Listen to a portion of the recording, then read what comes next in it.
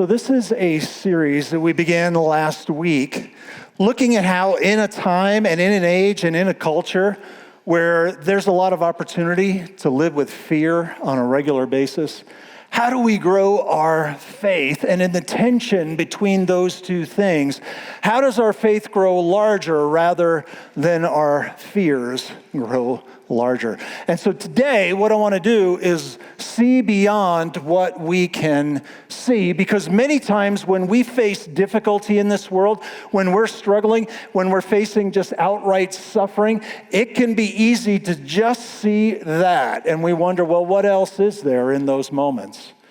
And there's something that the Apostle Paul experienced that helps us understand there is more than we can see, that we can see beyond what is just right in front of us.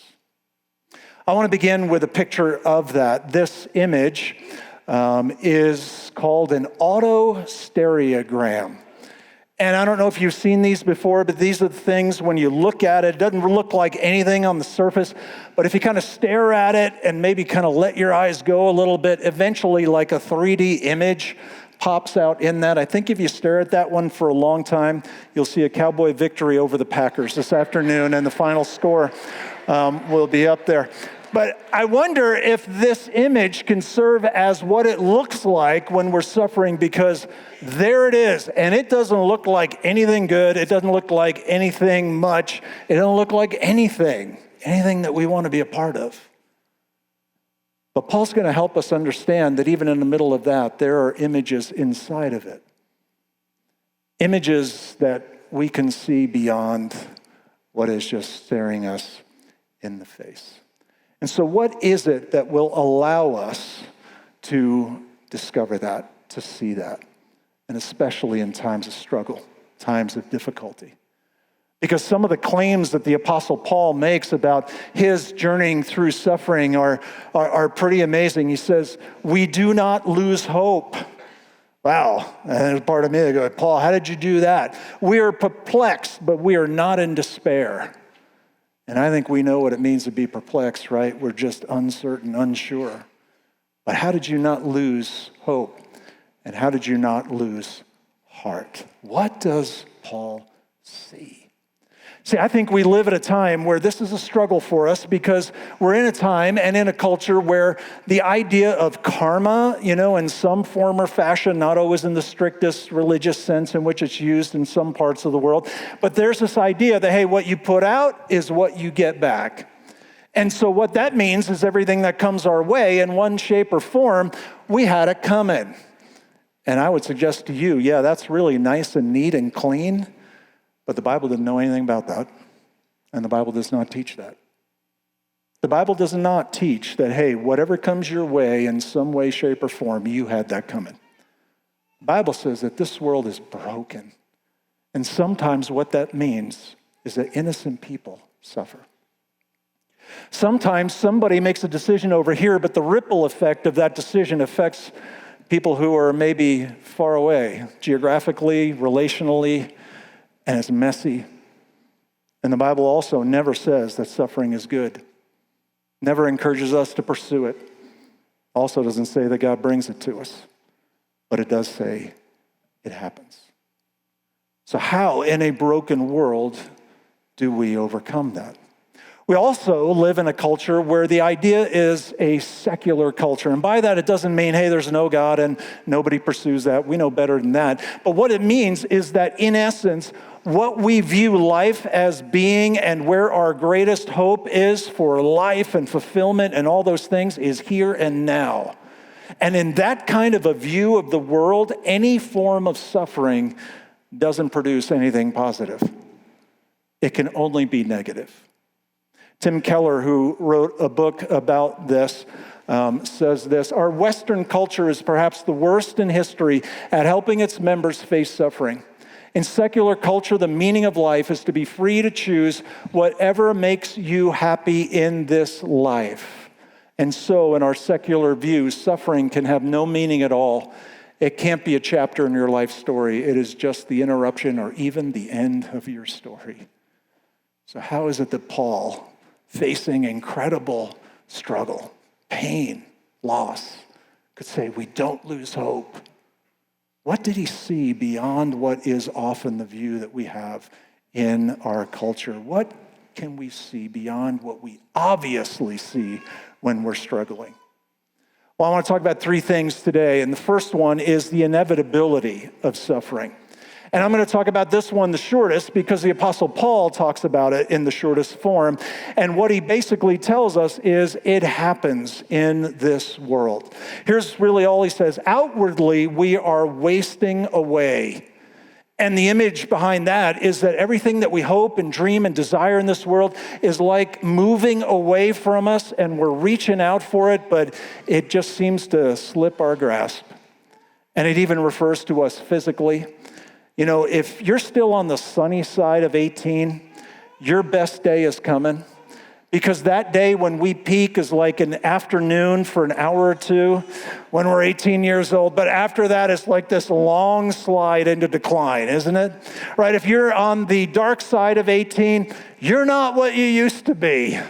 And that's just what happens in this world, that we are wasting away. To give you one image of that, there is a football player named Joe Namath, who a long time ago on this playoff weekend, I think we need some football analogies, and he famously said, I can't wait for tomorrow because I get better looking every day. And he had a good run, but let me show you a little more recent image of Joe Namath. Joe, you ain't what you used to be, buddy, and tomorrow's not going to be very kind to you. And that's what the Apostle Paul says. We're all wasting away. And there's a reality that happens in this life that leads us in that direction. And he goes on to say, we are hard pressed on every side, but not crushed. We are perplexed, but we are not struck down. That there are so many ways in which he's facing difficulty, but he's not giving in to it. Hard pressed, not crushed. Perplexed, not in despair. Persecuted, not abandoned. Struck down, and not destroyed. Paul, what did you know? That you could face those things that we all know about in one way or another, no matter who we are. What did you see? And a real theme of this letter is that Paul is writing to people who are really questioning his authority, questioning his integrity, questioning his influence in their life, because one of the things that they were looking at is what we often look at this world at this time as well, where they said, Paul, you're going through all these difficult things. If God was with you, would you be struggling like you are? I mean, what kind of ways is Paul struggling? He told us about this, tells us a little bit later in this letter. He says, I was imprisoned unjustly. He was beaten. He was tortured. He's been on a couple shipwrecks. He's had people disown him, leave him for dead. And they were looking, based on his circumstances in life, saying, hey, if God is with you, shouldn't you have protection? I mean, if God is blessing you and you're on God's path, shouldn't, the road be made flat, and shouldn't you kind of live in a little bit of a bubble? And Paul's going to push back on that and say, no, not necessarily. In fact, it can even be validation of what God is doing when we face the inevitability of suffering, but we continue to press through. Secondly, the pattern of suffering. And what Paul does in this section is he shows us this principle of how God works when difficult things happen in a broken world. That there is from crucifixion to resurrection. There is from death to life. And there is from bad to good. And he goes one verse after another showing us and kind of playing off this idea of life and death. We always carry around in our body the death of Jesus so that the life of Jesus may be revealed in our body. Do you see? Death and life. And for him, the picture that he has in his mind, no doubt, is Jesus on a cross. The centerpiece of all human history, the event that is a defining moment that looked from the world's perspective like a loss, a defeat, and yet God turned it into victory because God then raised him from the dead. He suffered, but then he rose. And when we put faith and our hope and our trust in Jesus, our story gets woven together with his, and that same sort of pattern unfolds in this life of ours, that there is an inevitability to suffering, but God is at work even in those times, not bringing them, not saying they're good. Sometimes it's really hard and difficult, and yet God can bring good out of it. For we who are alive are always being given over to Jesus' sake, so that his life might be revealed in us. And there's that playoff between life and death. Suffering leads to even a greater life. So then, death is at work in us, but life is at work in you. And what he's beginning to help us understand is even the things that he went through have been for the benefit of the people to whom he's writing. That maybe you would not experience what you are if those things had not happened. And so I didn't welcome it. I didn't pursue it. I faced some hard things in this life, and God has even used that in your life. And it's part of what you experience in your journey with him. And it is written, therefore I have spoken, that since we have the same faith, we all also believe. He's talking about how that movement, that principle of death to life. Now, I might push back at this time, and you might be in that same place going, well, that's great for you, Paul. It's nice that you could figure this stuff out and you would understand this bigger picture, but those of us who are in the middle of it right now, it just doesn't look all that peachy and everything. It just hurts. Can I suggest to you, Paul didn't instinctively just know this. Paul didn't have this from day one. He learned it. How do you know that? Well, he tells us about something in this very same letter. There's a famous phrase that's referred to as a thorn in the flesh. And I don't know if you ever heard that phrase. What does that mean? It's a metaphor. The flesh is often referring to our bodies. And a thorn, if you've ever had a thorn in your skin, you know that's not good. It hurts. And so when we say a thorn in the flesh, a painful body ailment. You know, there are probably 100 PhDs that have been written on Paul's thorn in the flesh. And do you know what it is? We don't know. We don't know. It's still a mystery, but we know that he suffered. We know that he struggled. And here's what he said, and I prayed over and over again to God to remove the thorn in the flesh, but he didn't. And then he prayed again, God, remove it, and he didn't. And he prayed again, God, remove it, and he didn't. So Paul was just like us, that when it hurts, and that's what we see in front of us, he went to God and asked God to change it, but God didn't. So what is God doing in that moment? Here's what Paul's takeaway, again, something learned over time, is that God's grace was sufficient for him. Paul says, I learned that. And so when he gives us this principle about things moving from death to life, it is born out of his own personal journey and experiential learning. A pattern of suffering, crucifixion to resurrection, death to life, bad to good.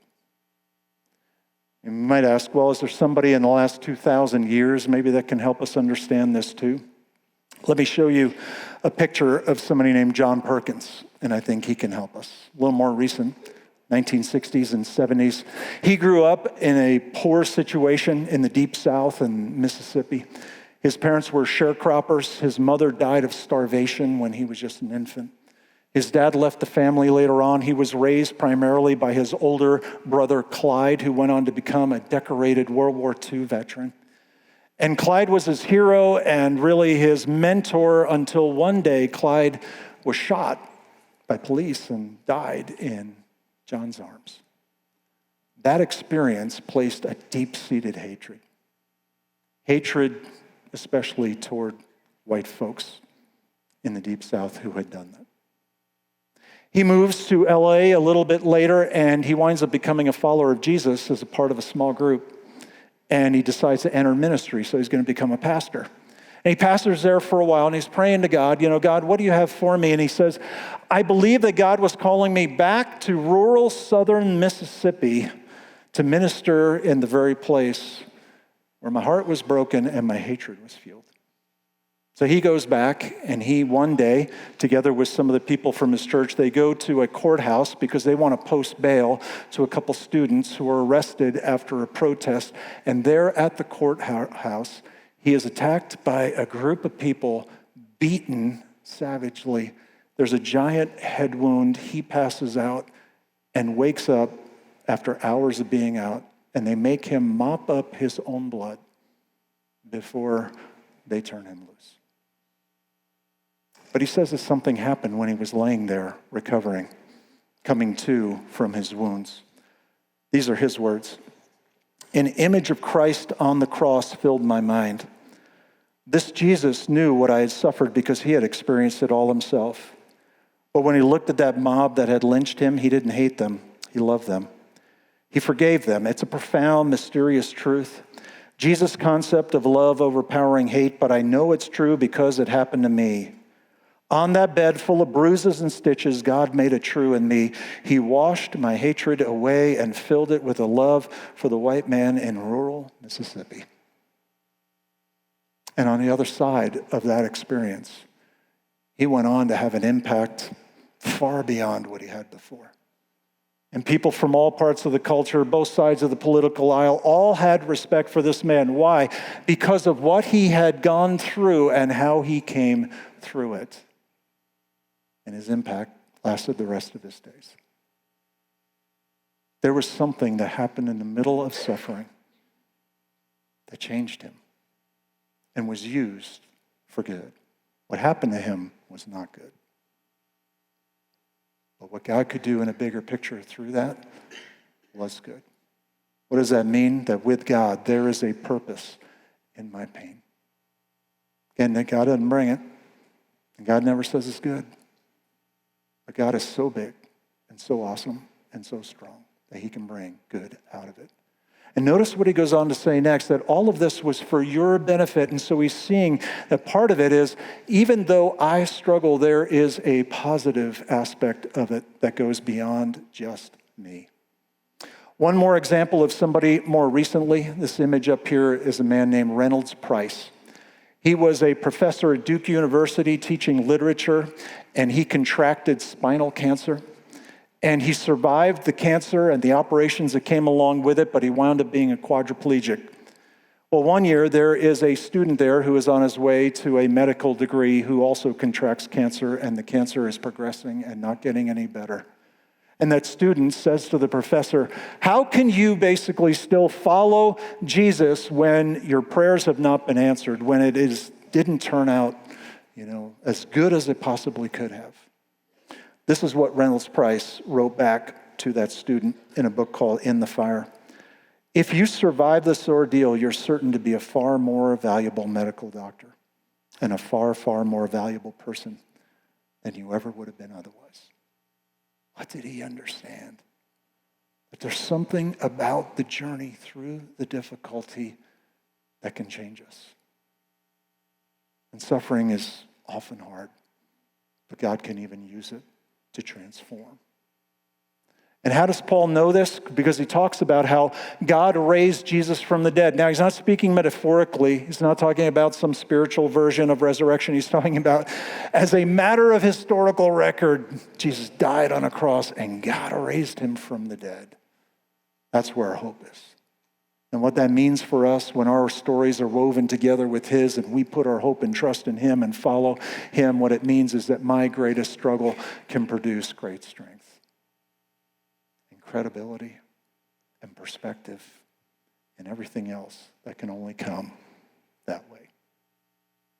So it's inevitable. There's a pattern to it, but then finally there's a future of suffering. Because what we experience here and now, this is not the way that it's always going to be. There's another day coming, a day of God's choosing. And Paul goes on to talk about our light and momentary troubles are achieving for us a weight of glory. What is he talking about there? This is not talking about us achieving our way into God's good graces. He's actually saying the difficulties that we face are accomplishing something that will heighten the experience of joy beyond that moment. Well, what in the world is he talking about? Let me see if I can illustrate it for you this way. And all analogies fall short, so I just want to tell you that up front. But have you ever had one of these nightmares where you wake up and like your family was bludgeoned and they've been done away with? Now, if you haven't had that, I don't know what that tells you about me and what I'm watching and things like that. I don't know. But I've had that, and you wake up in the middle of the night and your heart is racing and it's very real, but then all of a sudden you wake up and you come to the point of realizing, that's not true. And I remember having one of those dreams when my kids were still home. They're big and out of the house now, and to think, man, you just want to go hug them, but it's the middle of the night and they wouldn't like that. And so you kind of journey on with that, but you have this sense of relief and this sense of joy. That's not true. We're together and we're going to be okay. And that's exactly what Paul is talking about here. That one day, it's as if we will wake up and all the sad things will become untrue. And the very experience of those things will actually heighten the joy on the other side of that moment.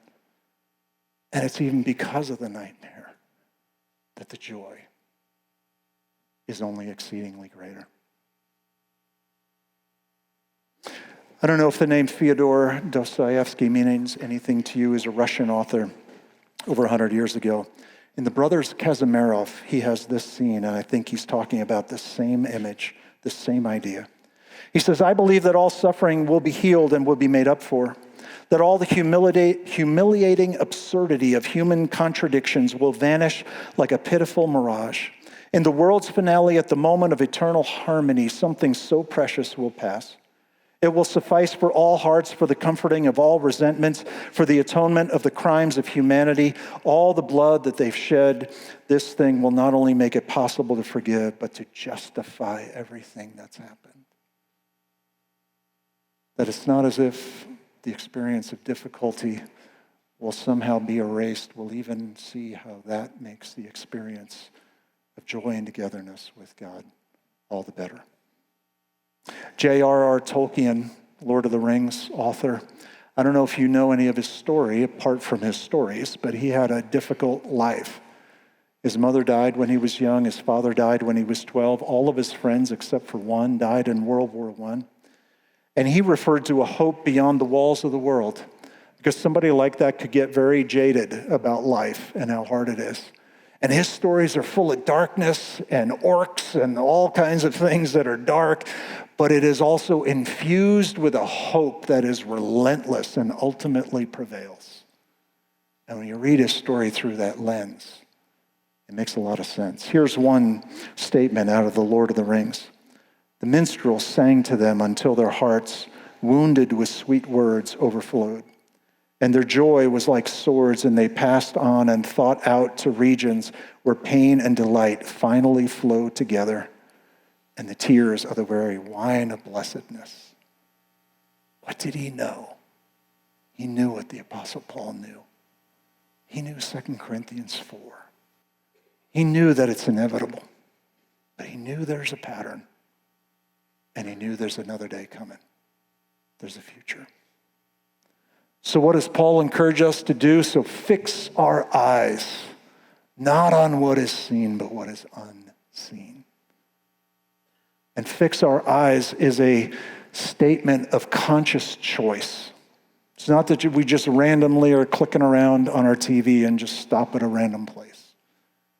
But it is make a choice of what we will choose to see. And to remember that on all of our days. There's somebody that when I came to this church back in 2004, he was on staff member here. And we worked together for several years. About 3 months ago, when he left the staff, we would get together for lunch on occasion and just enjoyed chatting. 3 months ago, he was diagnosed with a brain tumor. And things didn't turn out well. And last night, he passed away. And I got a text from his wife at 11:35 that I saw early this morning. And I love her words. And again, I would ask you, what does she know? She said, Mike is free. He is home. Are those nice things that we say to each other when times are really hard? Or just like Paul, is that anchored in real events in this world of ours? That the story is not over. Here's something we like to say around here, and I think it is so true and important for us to remember in times of struggle and suffering. If it hasn't ended in joy, it hadn't ended. And it's still happening. The journey continues. The story is to be continued. But God will have the final word. One more football analogy on this day here. And maybe I know we've been talking about some heavy stuff here, so this is from 2022, third quarter score, 33-0. And I'll just mention any fans of these teams in the room. Neither one are in the playoffs, okay? So pipe down. But 33-0. The final score, 39-36. Biggest comeback in playoff history, or in football, NFL history. You know what that helps us understand?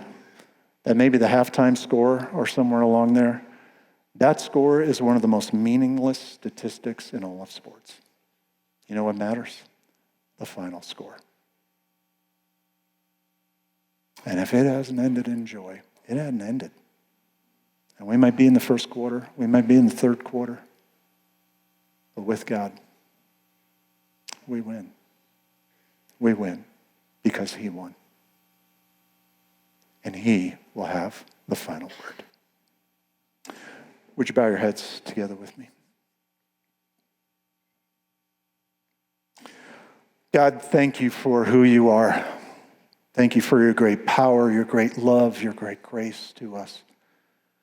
And God, in a world that so often is broken and leaves us asking why and how could this be? And God, would you take this away?